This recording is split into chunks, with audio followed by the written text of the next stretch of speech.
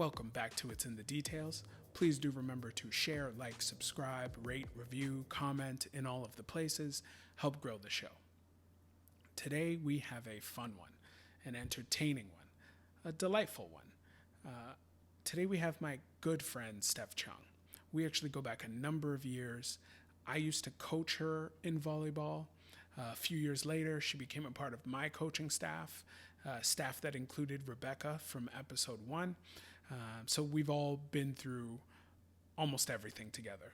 Lots of travel, ups and downs personally, ups and downs volleyball-wise, and I tend to make it a habit of recognizing I've got good people in my life, and I try to hold on to them. So I'm lucky to have both of them as friends, especially Steph Chung for this episode, and I'm happy to have her as a guest.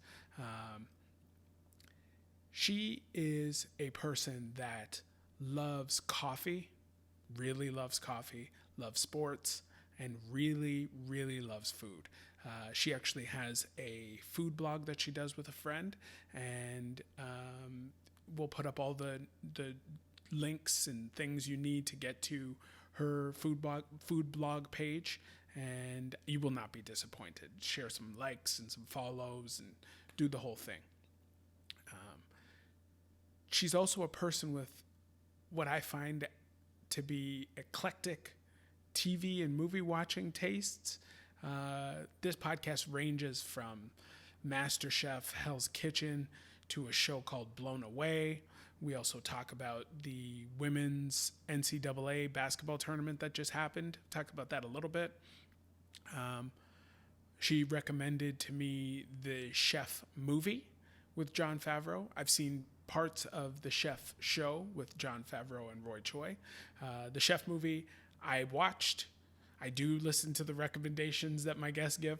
I watched the Chef movie, and it was good. It was fun, entertaining, had some ups and downs. It was heartwarming. If you feel down, watch that show. If you are hungry and you don't have any food around, don't watch that show because it's delicious looking. It's a delicious looking show. But it was a good one. So you could follow some of her recommendations as well and just watch what we've talked about. Without further ado, my buddy, Steph Chung. Steph Chung, how are you doing? Yeah, man, I'm good. Things are gravy here. Welcome to It's in the Details. I'm happy to have you on the show. Let's get into it. What is your viewing situation like? Have you upgraded any of your TV viewing spaces? Have you done anything to enhance the viewing experience, or were you already set up? We were pretty set up when we moved into the house like 2 years ago. But the recent upgrade is probably the TV in my office that we got. Yeah, just with I don't know, like just felt like upgrading it, having like a sound bar, having a TV above my monitor was a nice little touch. Yeah. So sound and lighting and all of those things were already good to go pretty much, other than what you did in your office? Yeah, like Ernest is really good. He like had these like light bars behind the TV, which just to help with like blue light, I think. Yep. So it was great. Like all that stuff we already had prior, like pre-pandemic, and then now it's just like normal for us, I guess. Normal. So yeah, I think we were pretty well set up pre-pandemic. What's the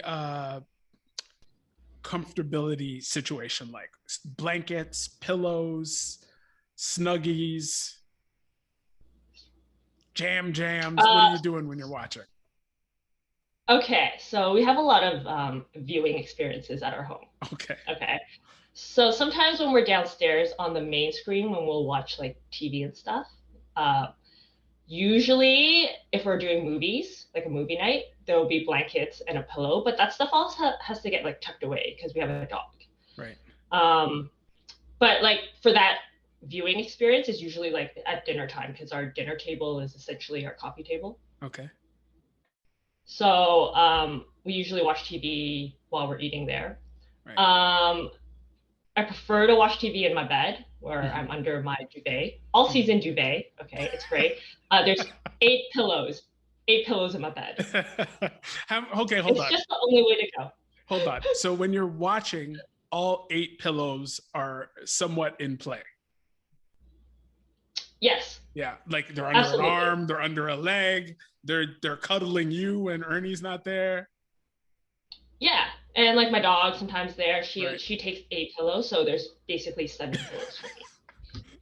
And you guys don't sleep with 8 pillows on the bed. Those pillows go somewhere. No, they stay on the bed, man. Does the dog sleep with you guys as well? Oh no no no no no Okay. no! The dog does not sleep with us. She can hang out. She has like hangout privileges on the bed, Okay. but like at the end of the night, she has to go into her sleeping arranged spot. Gotcha. Gotcha. Um, okay, so we've gone off on a tangent into sleeping. I don't need to know these things. I was I was curious about all the pillows on the bed while you're watching stuff. That's pretty good. Um, wow. Wow. Okay. So what's the snack situation like? You're a snack house, I imagine. Absolutely, Yeah. yeah. So usually when we're watching TV, we're either having dinner or lunch or breakfast. So no snacks there, just like Uber Eats food. Yeah. Yeah. Okay. But we get pretty serious with our snacks. So there's Hmm. like popcorn. Popcorn are for like movie nights. So if we do like a big movie, Okay. we'll do like Chippy Pop or Okay. like microwave popcorn. Okay. What Okay, like what's the seasoning? Orville. What's the seasoning like? Just however it is, butter, Uh, salt. yeah, just butter, salt. Okay. Like I don't know, like people like to put chocolate in it. That's like a little bit weird for me. I don't know have about you you. have you tried it? No. I Are don't you into that? I don't love it, but I get it. Like I get the sweet salty mixture. Um, my buddy Raheem actually brought it up last time. Sometimes when you grab a big handful, you don't know what's going to get in your mouth. You don't know if it's popcorn or it's chocolate, so it's like always a surprise. But it's It was not like really. bang. Yeah, exactly. Right. Can you imagine if you were going to bite into some popcorn and an M&M peanut exploded in your mouth? Like that's a pretty big detour from what you were expecting, right? So That it's not. sounds like a dental emergency sometimes. It could be depending on how hard you bite, right? It's true. This Yeah. is. I mean, the paramedic is already showing up in you, and I love that. That's fantastic. That's great. Um, but yeah, it's not my thing, but I get it. I get it. Okay, so Jiffy Pop or Orville Redenbacher, yeah. Yeah. Ooh, I like sour candy, so I'll either have like Sour Patch Kids or Cherry Blasters. Mm-hmm. Big on those, and like usually a rotation of chips of like Lay's barbecue. Which ones? Okay. The Barbecue or ketchup from So Lay's. the regular, this is 2 weeks in a row. The regular barbecue, like their black package, that Yes. and it's kind of sweet, sweety, smoky. Have you tried Yes. the old fashioned barbecue? I don't remember what the package looks like. Okay, We probably must have gotten it. I don't know. maybe.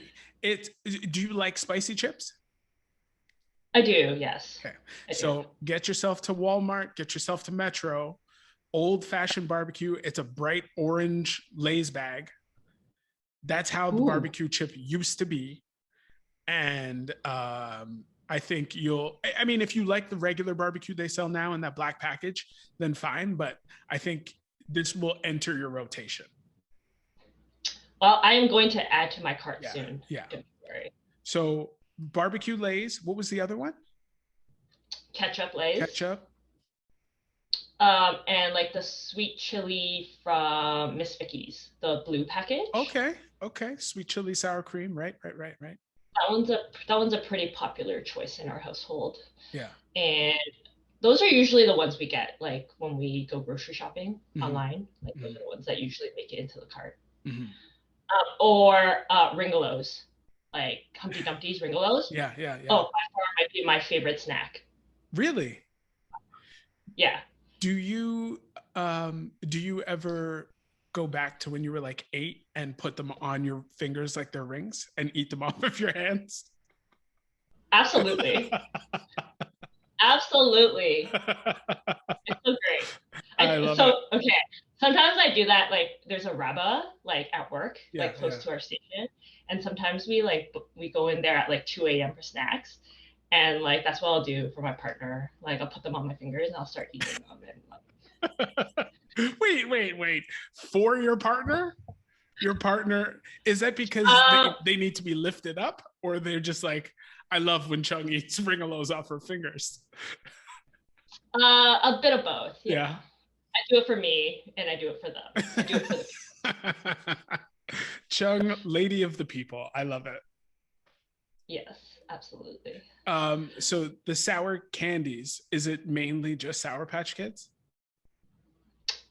Cherry Blaster's probably my number one. You did say that. Sour Patch Kids I haven't bought lately. It's tough because I only like the green ones and the red ones. Yeah, that does make that package difficult. What does Ern eat? Does he like them at all? I don't know. I think he just eats whatever that's left. He's a good man. Yeah. Just, he doesn't complain. He just eats the leftover Sour Patch Kids. The orphans. Which is like 2/3 of the package.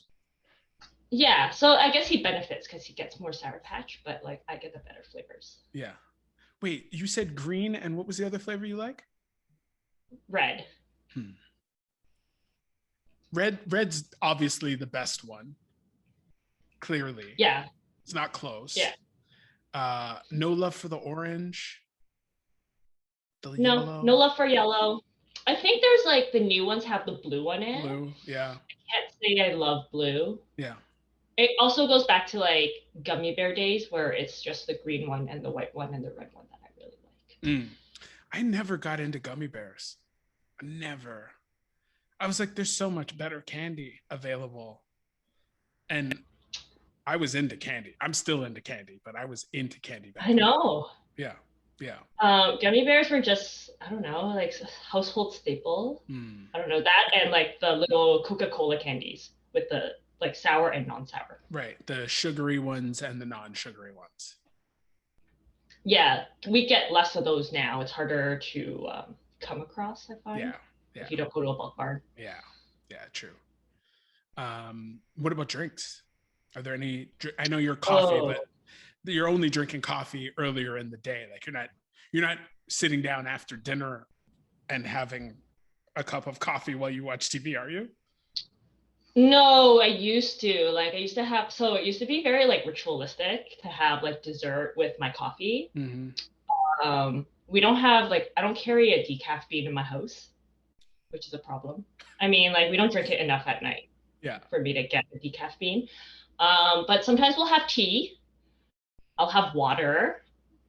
Okay, boring. But like I really like fizzy drinks now. Like I got into fizzy drinks like at the end of the year and was like buying cases of like San Pellegrino and like Perrier.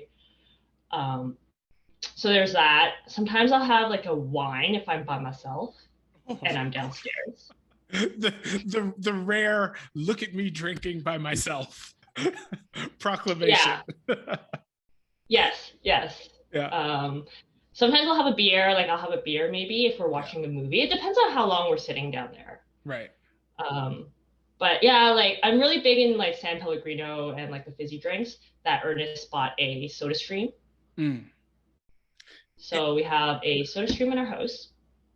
How great is it? Is it great? Are you really happy you have a Soda Stream?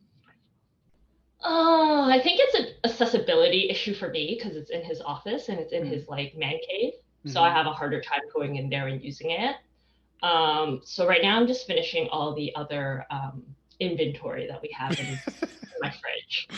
You sound like this is a Chung's convenience situation where it's like anything you want you could get here because I keep this place well stocked.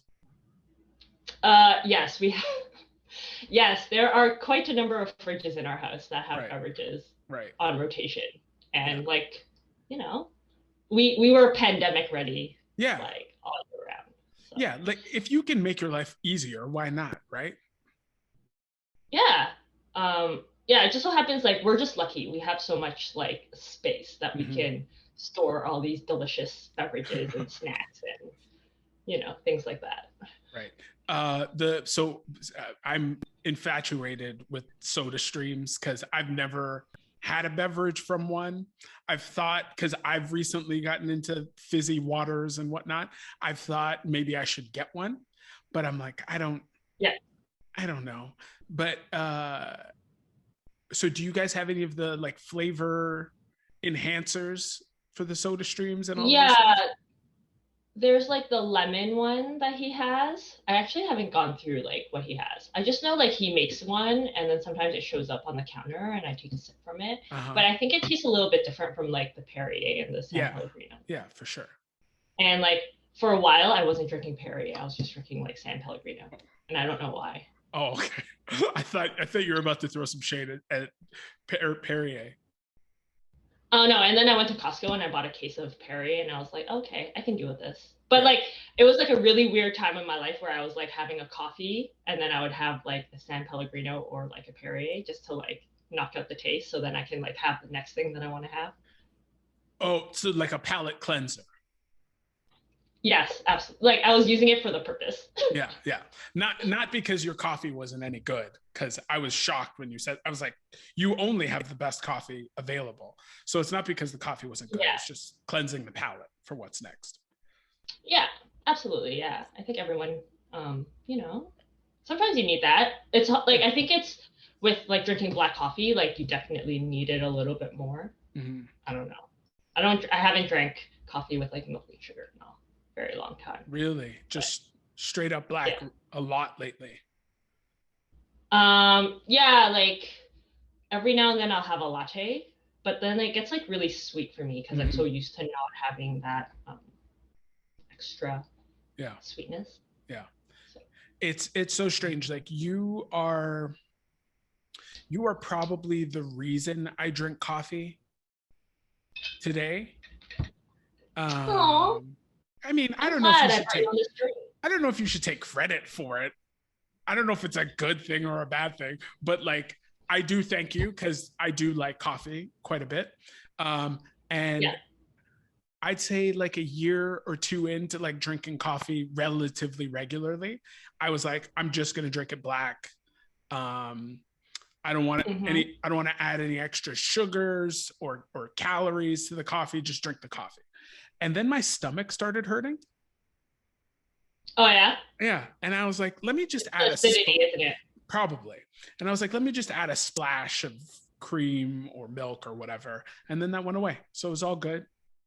Um, That's not good. and now French presses. I'm making cold Yeah. brews.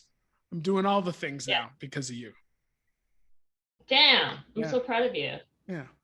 You should come over for a cup sometime after this whole like crazy thing is over. Yes. Pandemic. You're We got it. Did you know I got an espresso machine?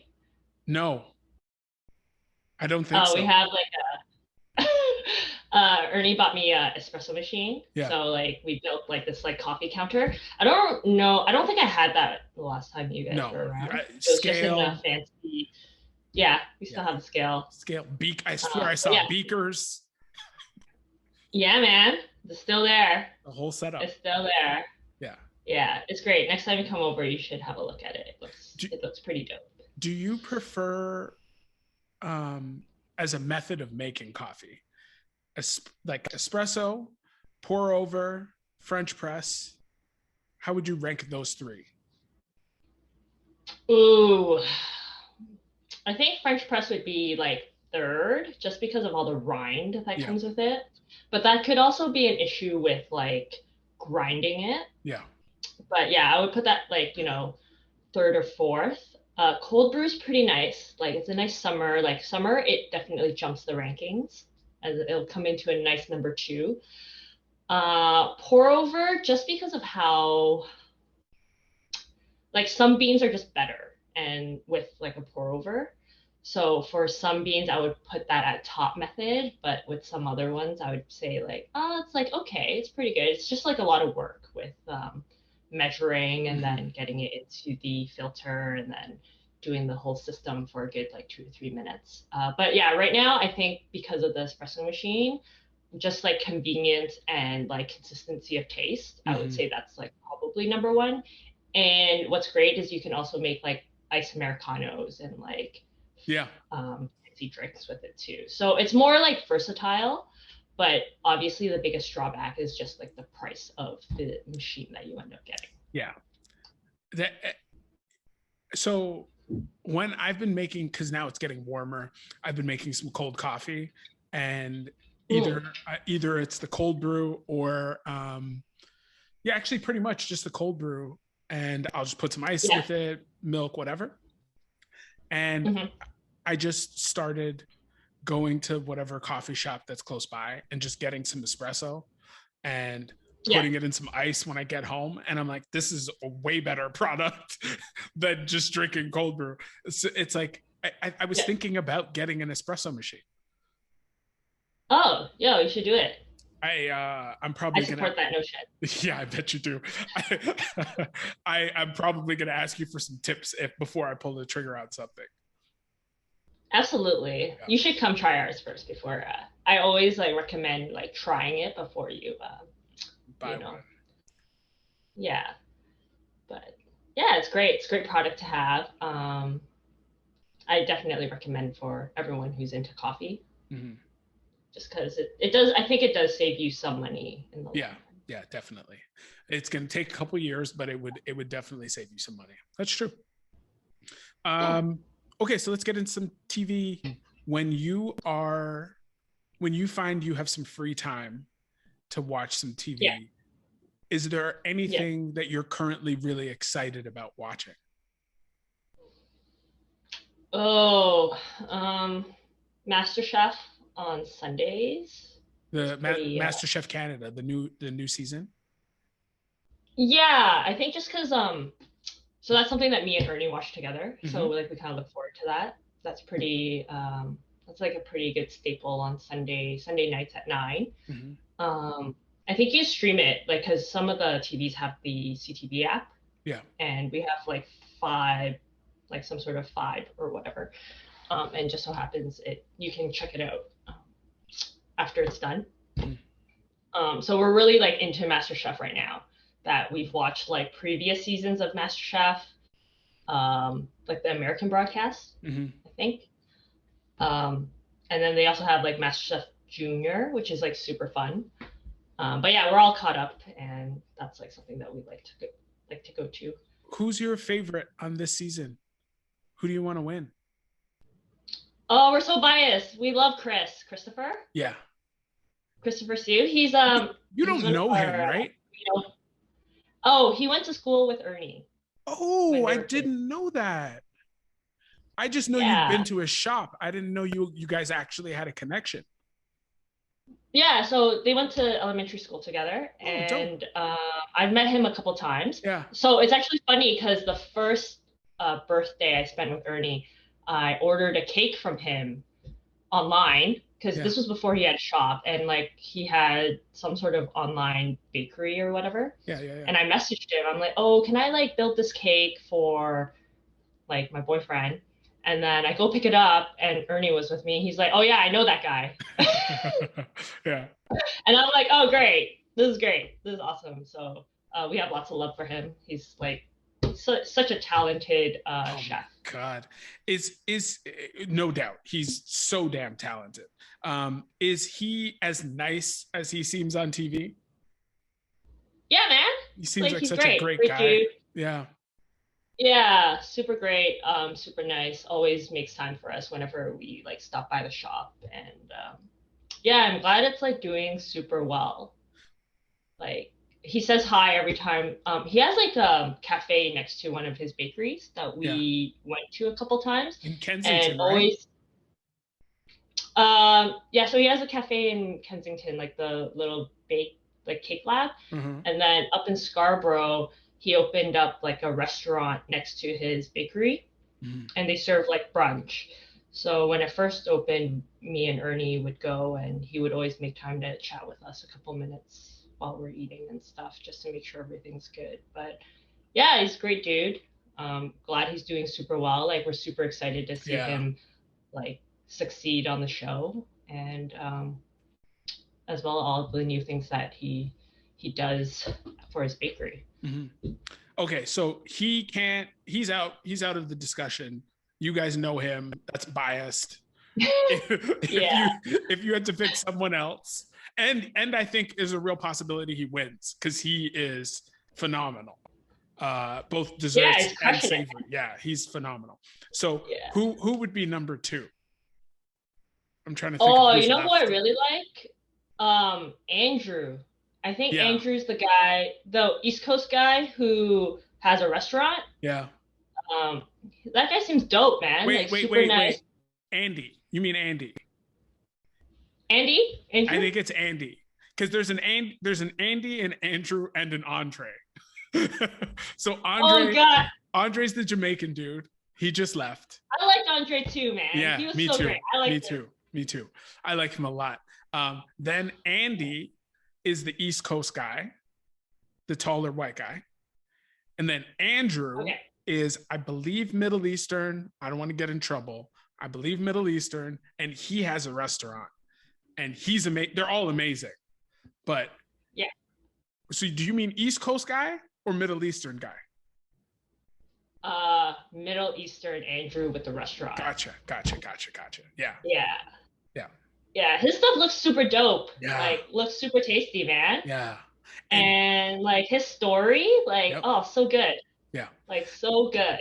And it's interesting. Like I think they're all sort of doing something in cooking, like as a profession. Like Andre's still a nurse and all of that stuff, but like Andrew is the one dude where it feels like that guy actually does run a restaurant. Like when he's moving in that kitchen, Yeah. it's different. Yeah. I definitely want to try out his stuff if we ever Yeah. get a chance to go back that way. Mm-hmm. He just seems like he's like so passionate. Like they're all passionate, but like him and his story about his mom, like, oh man, Yeah. like tearjerker. Yeah. Yeah. Got me good. And there's levels, right? There's levels to all of these things. So it's like a bunch of dudes in the NBA are passionate about stuff too. They're passionate about basketball, but that doesn't mean they're Yeah. going to win, right? So there's Yeah. skills, there's experience, and some people Yeah. just have it. You know what I mean? Yeah. In the kitchen. Yeah. Yeah. He looks like super comfortable and like super like he knows who he is and knows who he like how he wants to be on the plate, like how he presents it. So like I think he's a pretty strong contestant, Mm-hmm. I think, on the show. So it's Uh, exciting. I'm excited to see like every Sunday, dude, like super excited or like whenever the next chance we get to watch it. yeah. Um, so How yeah. much did you love Masterchef Junior? Oh, it's so good. Love it. Oh my God, the kids. Yes. Yes. God, those little like I think they're what they range from like 7 to like 12 years old. Yeah, yes. 12, 13, something like that. Yeah. They're just so like I think to some degree they teach them how to do certain things, They right? have to. It's like They kind of like must. cooking camp. Yeah. And like they're just so like hard on themselves and you're like, "Oh, but you're like not even double digits yet and you're Yeah. like cooking up the storm." Yes. And like the judges are like so much nicer to them. It's amazing. It's like it's really interesting watching those judges because the seasons I remember, and I don't remember if it was all of them, but you had Gordon Ramsay. Yeah. Oh man, the Italian chef. I can't remember what his name is. The Italian Joe restaurant. Bastanovich. Joe, yes. And I can't remember the third one. They had the guy first, and then they brought in the pastry chef, the lady, Christine, I think. Christina Tosi. Yes. Oh, she's great, eh? So She's lovely. yeah, they're all amazing in it. She's especially lovely. Yeah. But it's like you really get to see them kind of become, I don't know if they're all parents, but you really get to see them become teachers and like educators. And Yeah. they put aside whatever really strict stuff they have in kitchens to really uplift these children. It's so heartwarming. Yeah. It's really, It's like watching them mentor these kids to become like to just give them confidence, like watching yeah, these kids grow. It's just like such a fun journey and such a fun thing to watch on TV. yeah. So I love, like, it's such a great thing to watch for like as an adult, and if people have kids, like I think that's also like something good that they can, let their kids see. Yeah. Just because, like, no, I mean, like, cooking is one of those like skills where you figure out, I guess, as you get older. But I mean, the earlier you get that in, like, I think it only benefits them, right? Yeah. Yeah. There was another cooking show that you brought up when we did a little talk before this, and it's the Chef Show. The Chef Show Oh with yeah, man. Roy Choi and Jon Favreau. Yeah. How did you just see it on your Netflix queue? Did someone recommend it to you? So I was watching the Chef movie with Jon Favreau. I think it's called Chef. Might Like, be. I great haven't seen movie. it. Yeah. Might be one of my favorite movies. Oh, wow. In the last like couple years. It's just like super heartwarming. Great flick. And just so happens, like, my friends were over and we were looking for something to watch on Netflix. And just so happens they're like, oh, like, have you checked out this chef show? Like, they can like teach you how to make stuff with like basic ingredients, and it's pretty quick. So we put it on now, and yeah, like sometimes when we're eating dinner, we'll have that on and we just like talk about it.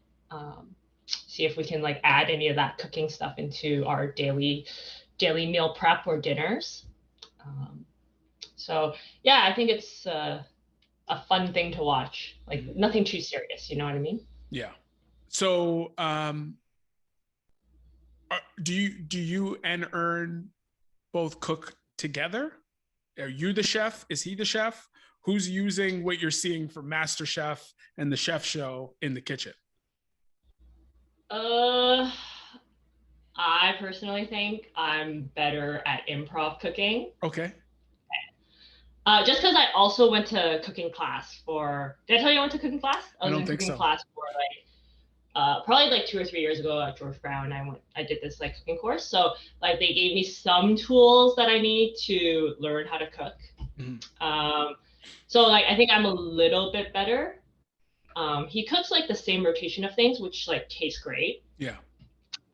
It just depends on the day. Usually if I'm home with him, then like I'll do some cooking or do most of the cooking. And like he can handle himself quite well in the kitchen as well. So if I'm at work, he'll sometimes put something together by the time I get home. Yeah. So yeah, I would say like I take the things that I learn into like the kitchen a little bit more than he does. But like so far, like recently, he's been on this like cooking. I think because we've been watching so many cooking shows. Exactly. Like he's also been ordering like a bunch of spices. Like we have like a spice rack now at our house. Okay. When you say spice rack, do you mean you got like 10 new spices, or do you have like 50 new spices? I'm gonna say we already had 10, so now we're probably up to like 20 spices. Okay. But like the ones that he got were pretty cool. Like they're like mixture of different spices.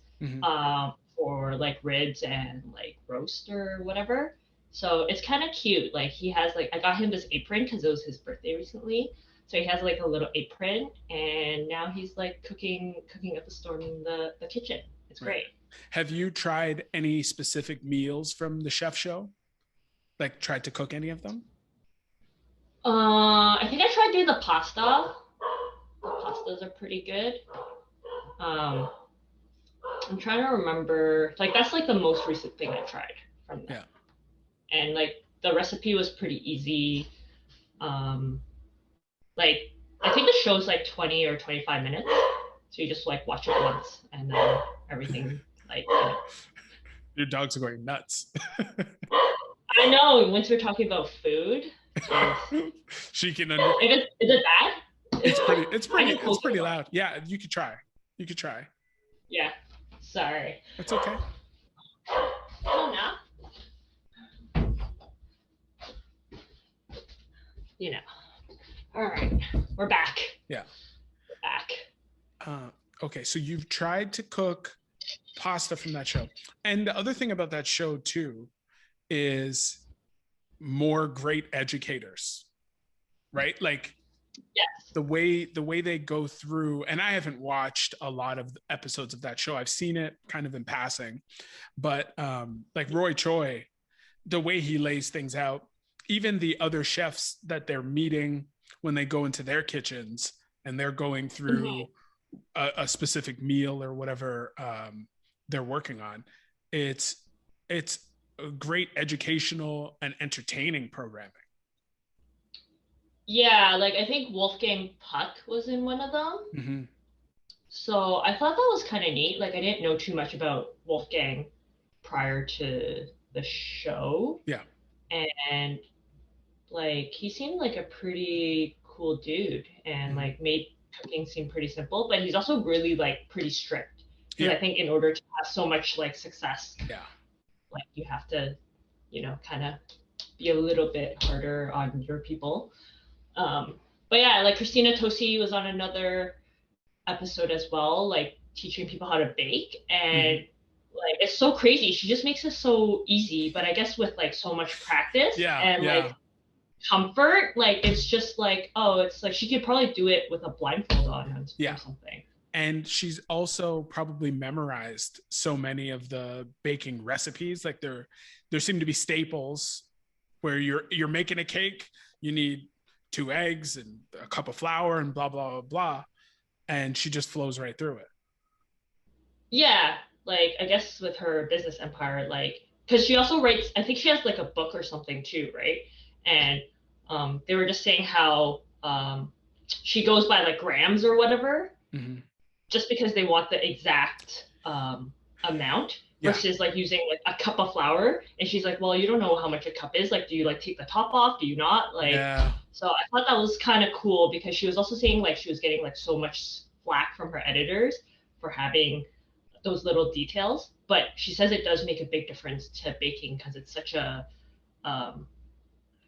finicky and very like technical skill. Yeah, I guess you could call it. I was talking to my work wife and I baked some cookies. And I baked these cookies. I think I baked these cookies maybe 10 times. And they're always delicious. They're always perfect. They're like chewy, they're crispy, they're perfect. And I was like, there's too much sugar in these cookies. I'm just gonna take half of the sugar out. Right? I'm like, I'm just gonna do it. I'm not gonna look. And I just started baking like, I don't know, 3 years ago. And I took half of the sugar out, and these cookies tasted like garbage. Oh no. Straight garbage. Oh, no. Okay. And I tell her this, and I'm like, I took half the sugar out these cookies. And she goes, you can't do that. And I go, I'm like, what's the big deal? I'm like, I understand what the bad result at the end was, but I don't understand how that's tied into the sugar. And she's like, first of all, you got to weigh all of your ingredients because really the recipes are off of weight, not like cups and measurements and stuff in that way. And I learned a hard lesson because my best cookies were trash cookies. All because I removed half a cup of sugar. And then I only cooked like half of the batter.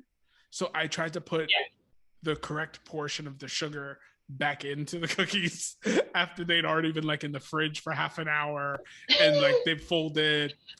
It was not good. But they were still cookies, so I ate them because fat kids do. Fat kids eat cookies. You know? Because cookies, man. Yeah, because cookies, man.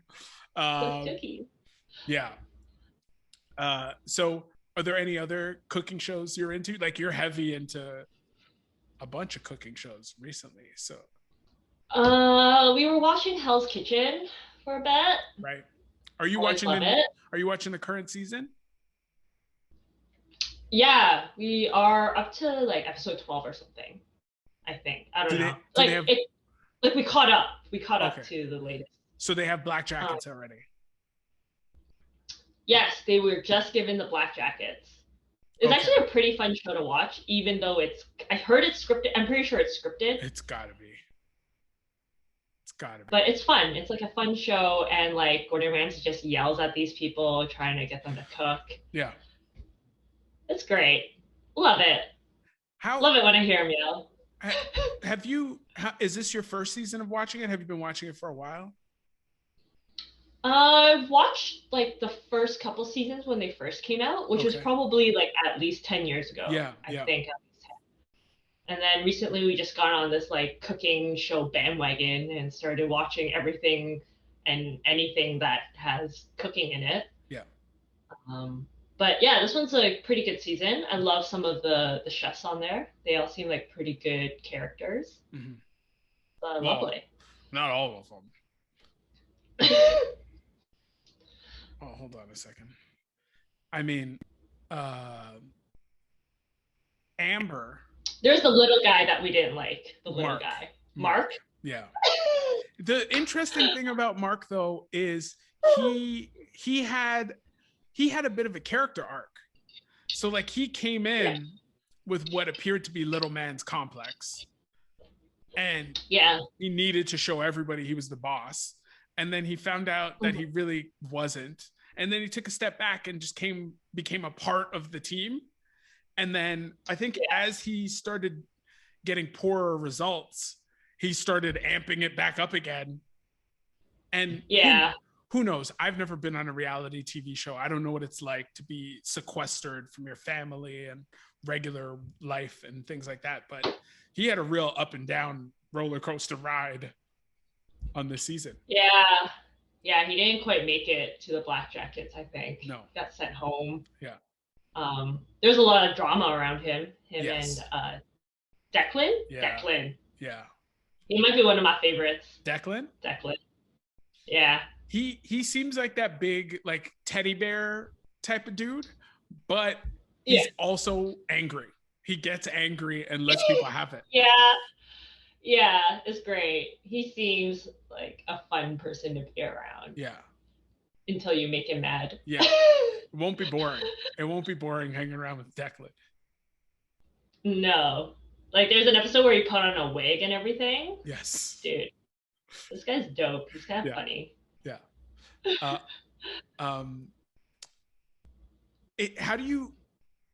Can you imagine being in a job where the boss is just yelling and screaming at you when you screw up?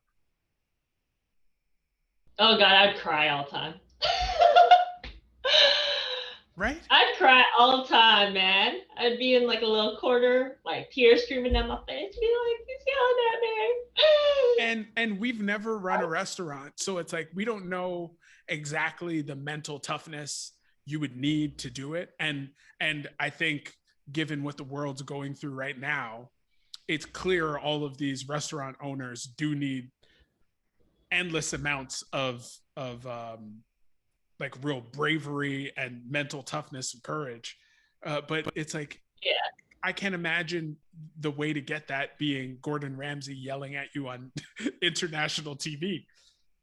It'd be no good, man. Yeah, but so many of the winners have done such great things since they were on the show, right? So yeah, I mean, I guess you do to some degree. Like if you endure it, I think you like the world is like your oyster. Yeah. And like it's only like you just keep going up, right? Yeah. Just because you preserved. Jesus Christ, you persevered through all the hardship of Gordon yelling at you. Yeah. So I think like even in like MasterChef, like a lot of them like do so well after, even though like there's like less yelling in that. Yeah. So I don't know. I think it's a tough. It sounds like a very tough industry to be in. Like it's a lot of long hours, a lot of like prep work, a lot of doing like the same thing over and over again. Thin margins too. Yeah, and especially like now with like takeout, like you have to get really creative with your food, right? Things that pack well, things that look great after like your Uber Eats driver like makes like a 90-degree turn or avoids getting hit by a car in downtown Toronto, right? So who does sell those people? so many restaurants struggling. And I bet you those restaurants don't include pizza shops. Pizza shops are killing it. Burger places must be killing it. Like all those things that are easy. Chinese places killing it. Like all the regular takeout places in the first place are probably crushing. Yeah. We try to support our local, like as much local as possible. Yeah. Like probably like we order way too much takeout, but I'm not that guilty about it. No. Okay, so slight pivot. You are a paramedic, and yes, sir. On behalf of the city, I would like to say thank you for all the craziness you've endured and have done throughout this year and a bit of pandemic madness. Blessings. Yeah. So much blessings. And that's what you are. So thank you once again. Recently we were putting on this like glass blowing show called like Blown Away. God, it was hilarious. Blown away. Yeah. Blown away. And it's basically like this, it's like a glass blowing competition. It actually takes place in Canada or in Hamilton. And they basically judge all these glass blowers on their products that they make. And it's so crazy. Like so crazy. Yeah. So they usually have like 2 to 3 hours to make a product of a theme that they have for the week or for the episode. And it's like the same judge in the last 2 seasons. I think her name's like Catherine Gray or something. She's like a professor of some university in the States that is basically, she's like an expert glass blower. Yeah. And she judges all these products. And it's quite a fun journey. I'm not gonna lie to you. Yeah. So I've actually watched a couple episodes of Blown Away. Okay. I when you brought it up to me, when we talked a little bit, I thought I'd heard of the show before. So I went to Netflix yesterday and I realized that I started the first episode, got like 4 minutes into it and turned it off. Okay. I don't know what that means. Tell me why. I don't know. Because it was so long ago. It wasn't like in my continue watching list or whatever. Like it was gone. I had to find it. But when I started it, it was already there. And I was like, I can see why people would watch this show. I'm not sure it's for me. But it's like the glass puns. There's so many glass puns in the it's like they spent half of the budget coming up with glass puns. Blown away, blow us away. What was how do you like that glory hole? The glory hole. I like that's another that's a euphemism entirely. And apparently I had to look it up. Apparently the blowing glass community came up with glory holes first. Of course they did. First. People, if you don't know what a glory hole is, don't Google it. I was just going to say don't Google it and don't look at the images. Don't look at the images.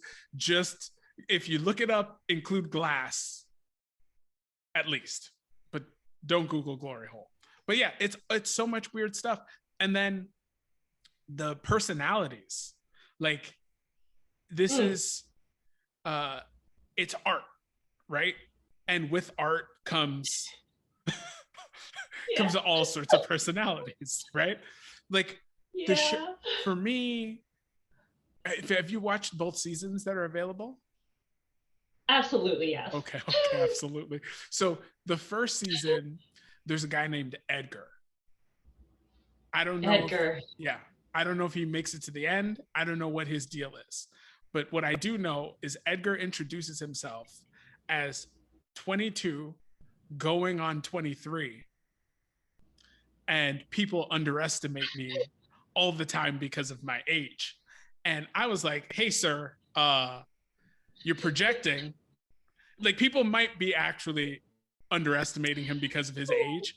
But the Yeah. only people on earth that say they're 22 going on 23 or whatever are people that are really young and concerned Yep. they're being underestimated. It's like a 4-year-old, you ask a 4-year-old how old they are, they're like, I'm 4, but I'm gonna be 5 soon, right? And I'm like, Edgar, what are you doing, man? Just be 22, man. Just be exactly. It was a nice time of life, 22, man. Yeah, Blowing glass, getting in that glory hole.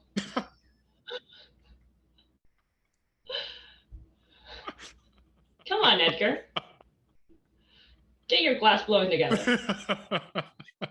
Blow your glass, put it in the glory hole, and move on with your life. Exactly. There's also... I would have respected him so much more if he said that. Hey, I'm just here to blow glass and put it in the glory hole. That's all I'm here for. My name's Edgar. Yeah. There are also a lot of interesting glassware situations, like eyeglasses, another big thing in that artist community. You've got white frames and all sorts of colored frames, and no shade. Do you? I know. It's a nice accessory. Yeah. As long as it helps you see, right? Yeah. Or maybe don't see. I don't know. Some people just wear them without like the lenses. No, I don't know. Really? I may have one pair with a lens, but no. You have 20/20 vision, right? Like 20/20, like you can see perfectly. When I was last tested, it was 16/20. Ooh. Yes. So better than. Gotta get it right. Better than 20/20. I don't know if that's that a boy. Yeah. I did so much to earn it. I was born, and my parents did a good job. Oh, so good. So good. So part of the thing I think that keeps me from really caring about that show is, as I mentioned, it's art. There are more literal pieces and more conceptual pieces. And I don't, my brain does not get the conceptual pieces. Do you have a preference on these glass blowers that you've seen, where it's like, I like the more literal ones, I like the more conceptual ones? As a professional 2-season watcher of Blown Away, I would say I don't have a preference. No. And I just like it when the artist is able to convey their passion and their thoughts into their product. Mm-hmm. But Catherine Gray is also very good at squashing those dreams for those people. Yeah. But like I think it seems like a pretty high endurance like activity. Yeah. And these people put in so much work. Like it's literal sweat, sometimes blood because they cut themselves, and some of them cry, but you know, it's literally blood, sweat, and tears for these people. Well, so I'm gonna say I can't judge on their pieces, but you know, I can respect the hard work that they do on it. Yeah, most of them look pretty great. True. You and take better than anything I can do. Oh yeah, no doubt. Same here. So you kind of take the show as a whole, where it's like you can understand the competitive aspects of it, you can understand the artistic aspects of it, and even the grueling nature of creating the art. Yeah, man. And for the people listening, like if you haven't seen it, those glory holes and the ovens that they're making this glass in, they said it gets up to like 2100 degrees, which is like 5 times hotter than your oven at home can get to. And they're just standing in there with just a t-shirt on or whatever clothing they're wearing and sunglasses. Yeah, they use these like newspaper things to like turn it into shapes like this. Yeah. And it's like, yo, like look, I feel like your hands would like burn. Yeah. And It's a high risk nonstop. show. It's a high risk show. Yeah. 20-minute episodes, just moving through them. Yeah. Um, it's quite magnifique. Yeah. Is season 2 considerably better than season 1, or is it kind of the same? I think season 2 had like international Competitors? candidates. Yeah. Yeah. So I think it was a little bit different, but I thought like overall the format was the same, so you kind of knew what you were expecting to get. Mm-hmm. And there were some pretty like there were some really good pieces on the second season, Yeah. I thought. Yeah. So overall, I think second season had better pieces, but you know, I don't think you would miss much watching the second season over the first. No, it's just like any other competition show too, where it's like you do the first season, and people that are in that industry know what the standard is or has been set to win the show the first season, and they're all sitting around like, I'm way better than everybody that's been on that show, and all of those people go to season 2 on whatever the show is, RuPaul's Drag Race, American Idol, and it's way better Yeah. the next year, right? Yeah, so there's actually a candidate on the second season who taught like 3 other people that showed up on the show or something. Yeah. He was like a professor of like glass blowing. Yeah. Another professor of glass blowing. I don't know how many there are in the country, but apparently 2 of them are already on the show. Yeah. So I think that's pretty neat. You get to look at the experts do their thing. You know, something new to learn. Yeah. Okay. It was great. Bridgerton. Like, there's a lot of good-looking people in the show. This is what I was going to ask you next. Good-looking people. Some really good music on it. Okay. I would say. Yeah, it's lovely, lovely thing to watch to pass time, I would say. Mm-hmm. Yeah, that the light-skinned dude who is like the new dreamy man in TV, is he really that dreamy? He's pretty dreamy. The Duke is pretty dreamy. Yeah, I would say. Quite good looking. I think they did well casting him. Oh boy. You're like, I'll take a couple servings of whatever he does next. I'll watch whatever he does next. Yeah. Yeah. Yeah. So I think it's the crowd pleaser, is that what they call it? Crowd pleaser. Yeah. That's what he is. Yeah, I think he's pretty popular. I heard he's not coming back for the second season though. Mm-hmm. I've heard something like that as well. Yeah. I don't know. It's like the producer of that show produced a bunch of other stuff that's pretty good too. Like she's the same Shonda Rhimes. I think she also did like Grey's Anatomy and everything. Some of the... How to Get Away with Murder. Oh yeah, that's another good one. Yeah. I really like that show too. Yeah. Yeah, she's good, eh? Scandal? I haven't seen Scandal. I feel like I should watch Scandal. Yeah. But it's a long voyage, right? Isn't it like 7 or 8 seasons? Like every episode's like an hour. It's quite a journey, I heard. I haven't like gotten too much into it. Okay. Like I still do Grey's. Like Grey's is hanging on, eh? You're hanging on to Grey's. Yeah. They're in a COVID season. I think you have to watch it, right? I have to. I don't know. Okay. It's like one of the shows that's like relevant to COVID, where everyone's like not touching each other. Because sometimes I get anxiety watching like shows or movies when people are too close, and I'm like, yo, what are you guys doing? Yeah. Pandemic right now. Yes. And like, I don't know if you get that. But... definitely towards the middle. Like when it was clear they were making new stuff, and you'd see something on TV and you're like, why are these people so close to each other?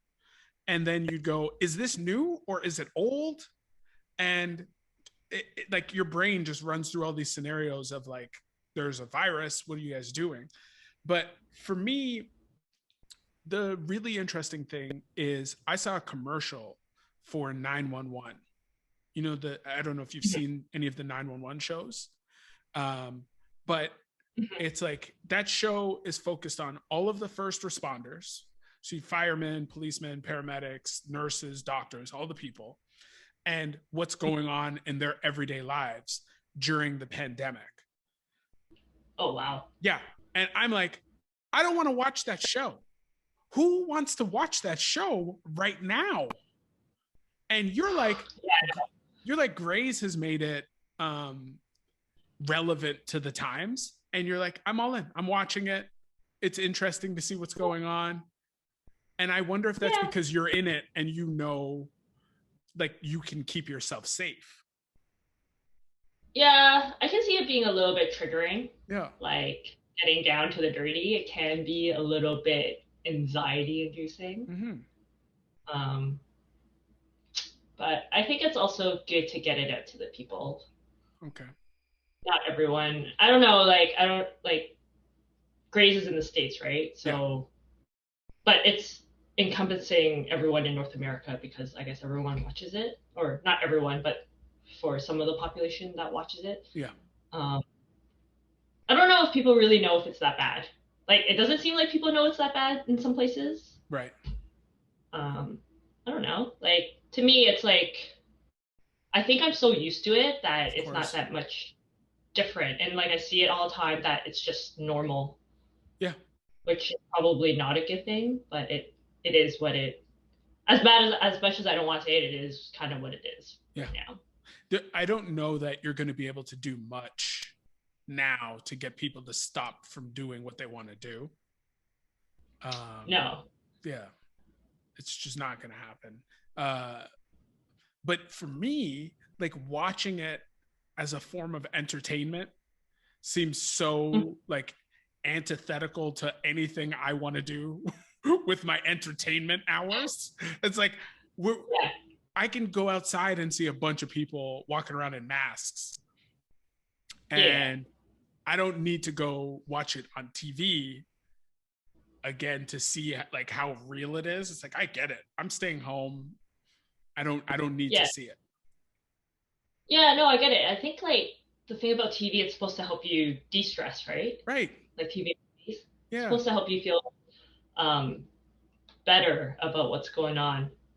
And I think it depends like which train of thought some people are. Some people just want to get their story out, Mm-hmm. which I think it's cool. And like I think you probably agree with like some people need to get their story out.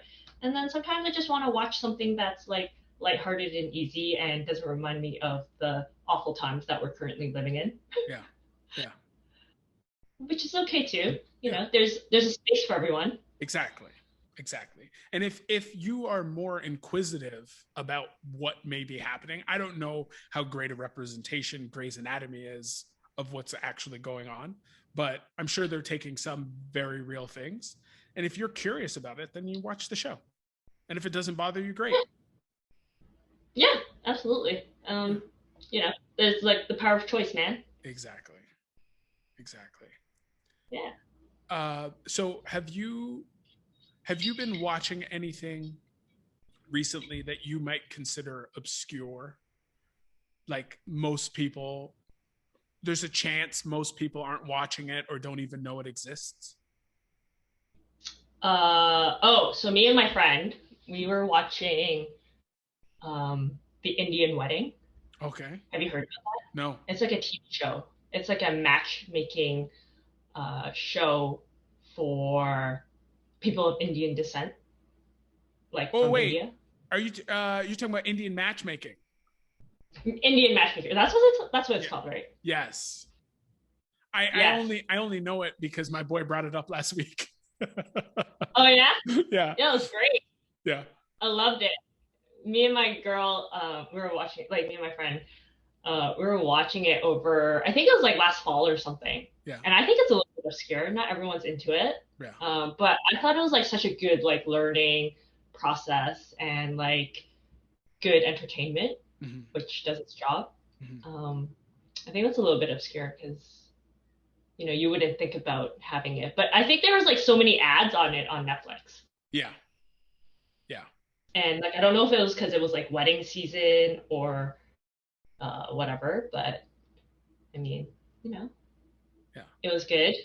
20-minute, 25-minute episodes or something. Yeah, short. Short, lighthearted. Yeah. You know, you want certain people to end up together and it doesn't happen. Or it happens. Who knows? No one knows. Is that the only one you would consider kind of obscure that you're watching right now? Or have watched recently? Warrior? I don't think it's that obscure. Do you have HBO Max? Like Warrior is on HBO Max. I have HBO. Or Crave? Yeah. It's part of Crave. Yeah. Yeah, Warrior is something that me and Ernie are watching together right now. I started watching it first, but it's basically about this young man of Chinese descent who ends up on the shores of San Francisco in the late 1800s. Okay. And tries to find a way to survive in San Francisco with the Irishmen and the Americans, and within his own people as well. So I thought that's a pretty, if you're into like kung fu, like martial arts, and a pretty good plot, I think that's a pretty good watch for some people. Yeah, that sounds dope.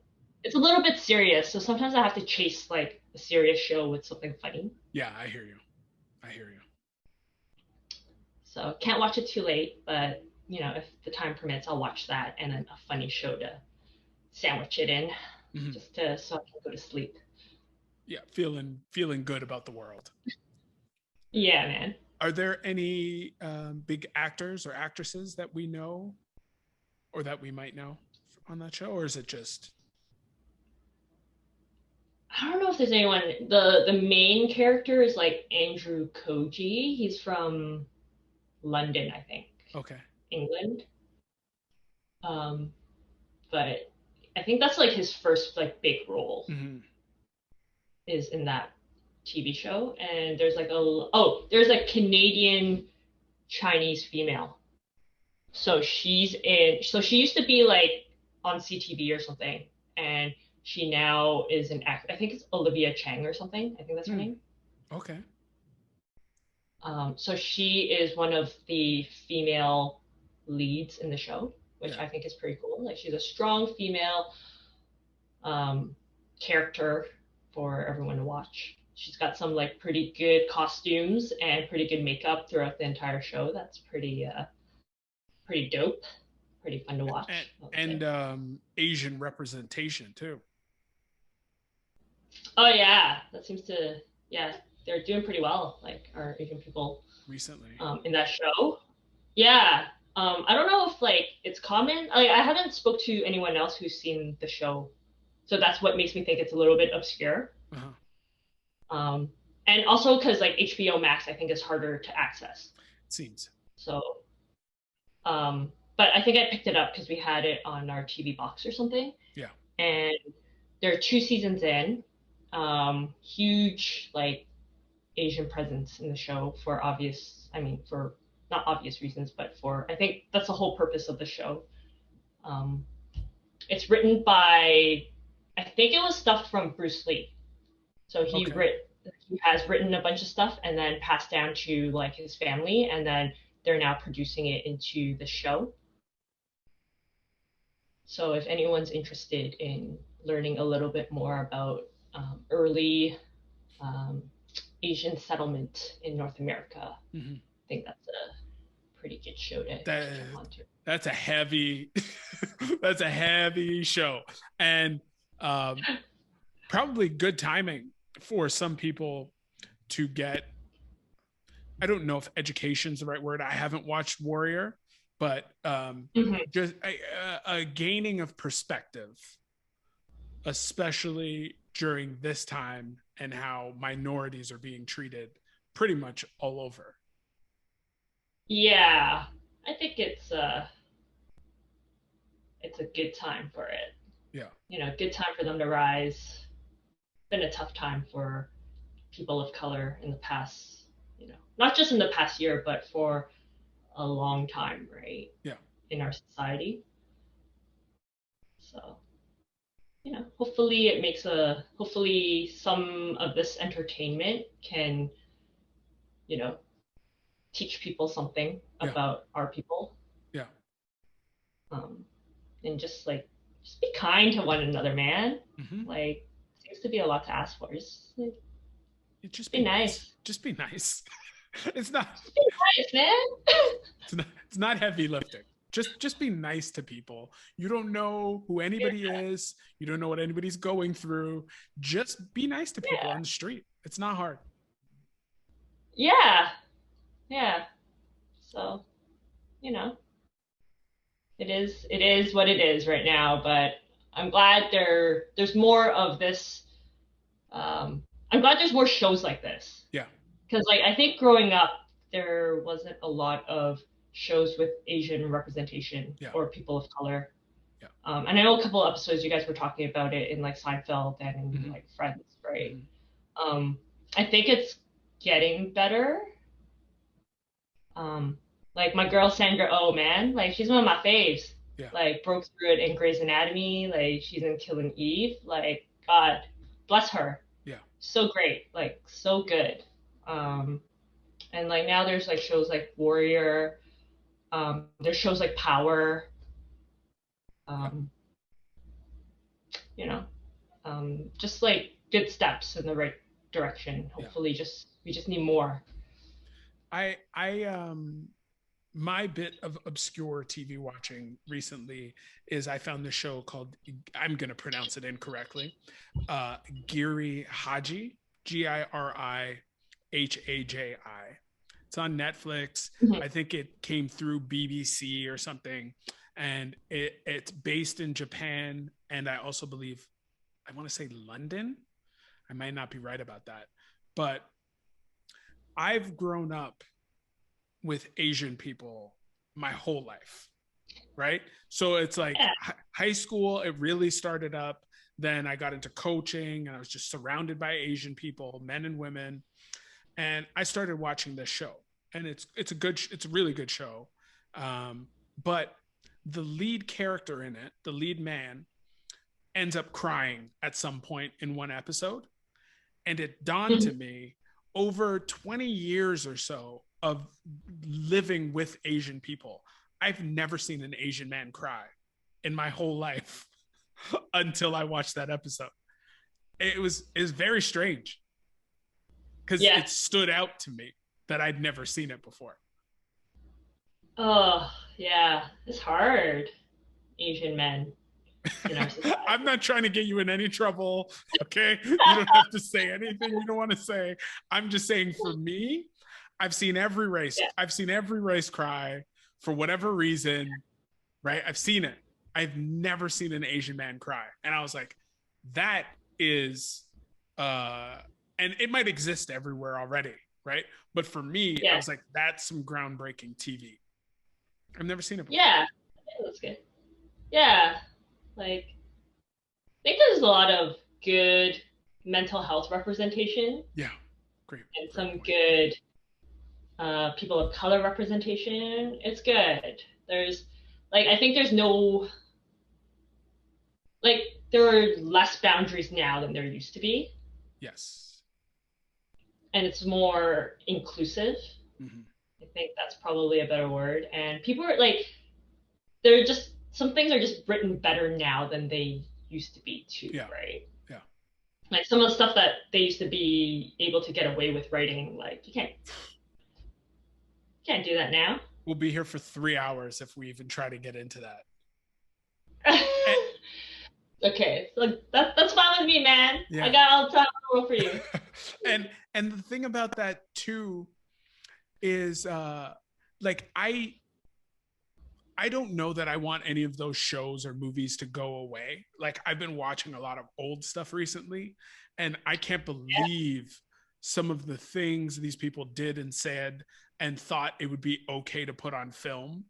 Like I know you're telling a story and it's a certain time period and whatever, but it's just like, what made someone feel that they could just write these things into a story where you could use other words?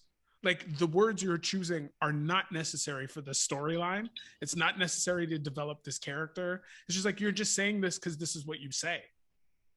It's so strange. And I don't want it to go away. I just want it to stop coming out in new forms. Yeah. You know? I agree with you, brother. So have you been watching any basketball? And before you answer that, did you watch any bubble basketball? I watched a lot of bubble basketball. Yes. Okay. Bubble basketball was great. Yeah. Like, I love bubble basketball. Like, the basketball was just better. I think, like, the not traveling and them being in the same space is probably, like, it enhanced performance. Okay. To some degree. Minus, like, having their own, like, recovering facilities. Yeah. But I think it was good basketball.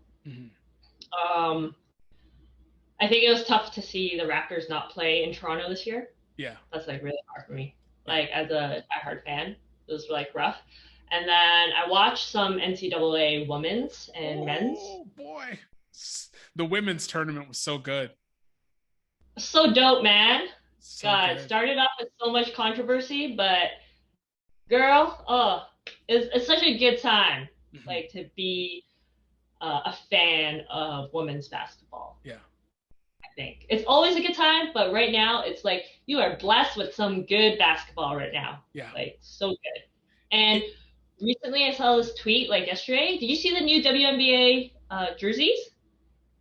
God, those things are dope. Like I want to get some of that. Chung, I was looking into getting a hoodie. Probably going to get the 25th anniversary hoodie. And I was also looking at some of the jerseys. And I'm not a big jersey guy. But I was like, I'm thinking about maybe looking at like a Brianna Stewart jersey or something like that, right? I know, she's dope. She's so dope. But I'm glad I didn't pull the trigger on any of it because they released all these new jerseys. And so many of them are hot. They're so good. They're so nice, man. Damn. Did you have... Get excited. Yeah. And that's what I'm going to try to do with the people, too. Did you have a team you were cheering for in the women's tournament? Oh, Arizona, man. Okay. Like nice underdog story. Wait, were you cheering for them? Wait, were you cheering for them once they got to the final, or were you cheering for them throughout the tournament? Throughout the tournament. Okay. I was watching, I think it's Aria McDonald, right? Ari, yeah. Ari McDonald? Yeah. Gosh, such a baller. Like playing through like an ankle injury. So good. Like she was like known for a defensive player. Yeah. And like during this tournament, she like blossomed into this offensive force. Yeah. So good to watch. There's Paige Beckers. You know, like she's a little bit young, like freshman. Yeah. But their team, like, I think Connecticut was ranked first? Yeah, they were one. Yeah, but they were like a soft one because I think a lot of their seniors left. So yeah.